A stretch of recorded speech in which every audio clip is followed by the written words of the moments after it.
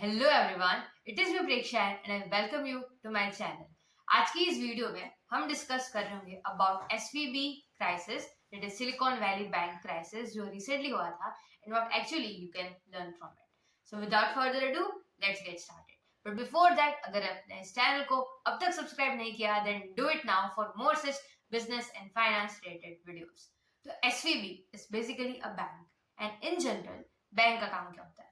Bank का काम होता है लोगों को या तो लोन देना या डिपॉजिट्स जो होती है उसके ऊपर इंटरेस्ट रेट देना इन अ ओवरव्यू बेसिस। तो एसवीबी बैंक जो थी was based out of America और ये बैंक स्पेशलाइज करती थी लोन्स और डिपॉजिट्स रखने में for specially tech startups, because ये सिलिकॉन वैली एरिया में एस्टैब्लिश थी एंड फर्दर इनका ज्यादा फोकस था कि अगर आप टेक स्टार्टअप हो या फिर टेक एनेबल स्टार्टअप हो तो उनके लिए अपॉर्चुनिटीज इस बैंक के पास बेटर थी। तो ये क्या करती थी? लोन दे रही थी, या तो वो डायरेक्टली स्टार्टअप को लोन दे रही थी या फिर venture capitalist firm, private equity firm और ऐसे जो डिफरेंट फर्म्स होती है जो स्टार्टअप को फंडिंग प्रोवाइड करती है उनको ये लोन देती थी। अब एक बार स्टार्टअप के पास पैसा आ जाता है तो वो फर्दर अपने बिजनेस में यूज करता है एंड उसके बाद जो भी रेवेन्यू जनरेट होगा वो किसी एक बैंक के डिपॉजिट में तो उनको जमा करना पड़ेगा। सो फॉर दैट वो सिलेक्ट करते हैं एसवीबी के जो डिपॉजिट्स है उसको। अब एसवीबी बैंक जो है उनके पास सारे डिफरेंट स्टार्टअप्स के जो भी रेवेन्यू होते हैं उनके डिपॉजिट्स होते थे। अब आज से 3 साल पहले जो फेड रेट्स थे वो बहुत कम चल रहे थे एंड यूएसए में लोन लेना बहुत ज्यादा इजी था and it was a kind of free money situation. उस टाइम इस बैंक ने बहुत सारे लोन्स दिए एंड डिपॉजिट्स भी बहुत सारे अर्न की। बट विद टाइम जो इंटरेस्ट रेट थे वो फेड रेट ने बढ़ा दिए थे। बट इनिशियली जो डिपॉजिट्स इस बैंक के पास आए थे वो फर्दर ऐसे इन्वेस्टमेंट में ग्राउंडेड थे जहां से निकलने का जो ड्यूरेशन है वो 10 years के बाद था, बिकॉज ये सारा पैसा वो लोग यूज करते थे to invest in mortgage backed securities में। अब मॉर्टगेज बैक्ड सिक्योरिटीज एक ऐसी सिक्योरिटी है यूएस बेस्ड जहां का lock in period around 10 years का होता है एंड इंटरेस्ट रेट उस टाइम चल रहा था 0.5% के अराउंड। इट मीन्स अगर आप इन्वेस्ट करते हो आज मॉर्टगेज बैक्ड सिक्योरिटीज में तो 10 साल के बाद आपको 0.5% के इंटरेस्ट रेट से आपका जो अमाउंट है वो वापस मिलेगा। मीन्स योर प्रिंसिपल अमाउंट, जो अमाउंट आपने इन्वेस्ट किया था, प्लस उसके ऊपर का इंटरेस्टेड अमाउंट। तो उनके लिए ये प्रॉब्लम नहीं थी इनिशियली, बिकॉज उनको ये था कि ये जो स्टार्टअप्स है उनकी रिक्वायरमेंट अभी नहीं आएगी। तो ऐसे करते करते ईयर ऑफ 2022 में more than 70% of this amount was into mortgage backed securities. With time क्या हुआ? फेड रेट्स इंक्रीज होते गए। जब 0.5 से 1% हुए, फिर 1 से 2% हुए, 2 से 3% एंड जब अभी 4% के अराउंड फेड रेट्स चल रहे हैं तो स्टार्टअप्स को ये लगा कि अगर मैं 0.5% पे इंटरेस्ट ले रहा हूँ उसके कंपैरिजन में मुझे 4% का इंटरेस्ट रेट मिले तो कितना ज्यादा डिफरेंस है उसमें। लेकिन इसमें लॉस किसका होगा? उस बैंक का जिसने सारे पैसे डिपॉजिट किए एक ऐसे इन्वेस्टमेंट इंस्ट्रूमेंट में जो सिर्फ 0.5% का इंटरेस्ट रेट दे रहा है, वो भी कब? 10 साल बाद। इसको ऐसे समझने की कोशिश करते हैं कि दो बॉन्ड्स हैं।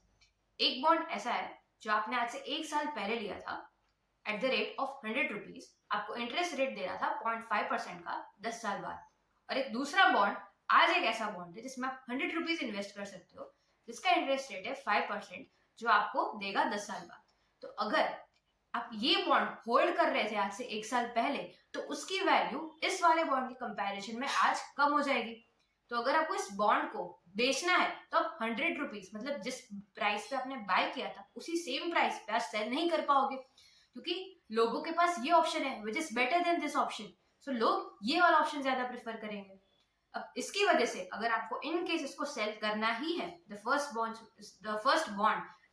विच यू टुक, अगर आपको इस बॉन्ड को सेल करना ही है, the first bond which you took, तो फिर इस बॉन्ड को आपको डिस्काउंटेड प्राइस पे सेल करना पड़ेगा। मीन्स 100 की जगह पे 80 रुपीज या फिर 90 रुपीज पे सेल करना पड़ेगा, जिससे कि आप लोगों को कन्विंस कर सको कि ऐसा बॉन्ड है मेरे पास, इसका इंटरेस्ट रेट इतना है, लेकिन आप इतने डिस्काउंटेड प्राइस पे लेंगे तो आपको इतने का प्रॉफिट होगा। So same situation happened with this particular bank. इस बैंक ने ऑलरेडी 0.5% के जो इंटरेस्ट रेट के बॉन्ड्स थे वो ले लिए थे, वो भी मॉर्टगेज बैक्ड सिक्योरिटीज, जो काइंड ऑफ रिस्की चीज है, बट 10 साल के टाइम फ्रेम में that risk could be neglect. But 10 साल के टाइम फ्रेम में वो रिस्क स्टेबलाइज हो सकता था। बट प्रॉब्लम क्या हुई? एक के बाद एक जितने भी स्टार्टअप्स थे, टेक स्टार्टअप्स, इनके डिपॉजिट्स थे, वो सब विड्रॉ करने आ गए। अब अगर वो 10 to 12% का भी एवरेज लेके चलते हैं कि टोटल अमाउंट से 10-12% को हम केटर कर सकते हैं, बट सारे ही डिपॉजिटर्स अगर एक साथ आ जाए बैंक में अपने पैसे विड्रॉ करने के लिए, तो इस पर्टिकुलर सिचुएशन में बैंक एक अलार्मिंग सिचुएशन में आ जाता है and it becomes a crisis for bank. क्या इस बैंक ने कुछ फ्रॉड किया? नो। क्या इस बैंक में कुछ प्रॉब्लम थी? नहीं। बट प्रॉब्लम कहाँ पे थी? इस बैंक के एसेट लायबिलिटी मैनेजमेंट में।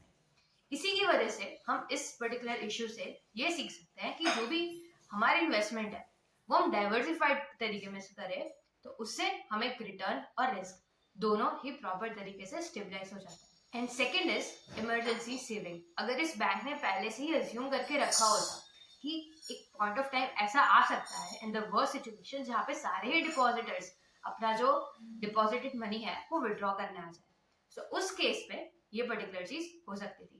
And in the same way, if we also keep in mind that worst to worst situation क्या हो सकती है and उसके लिए मुझे कितने अमाउंट की जरूरत पड़ेगी, and that is when emergency savings come to rescue. So I hope this video was very knowledgeable to you. You understood this particular concept in the simplest way possible, and if there is something which you want to convey, make sure you write it down in the comment below. Hit the subscribe button, like the particular video. Thanks for watching.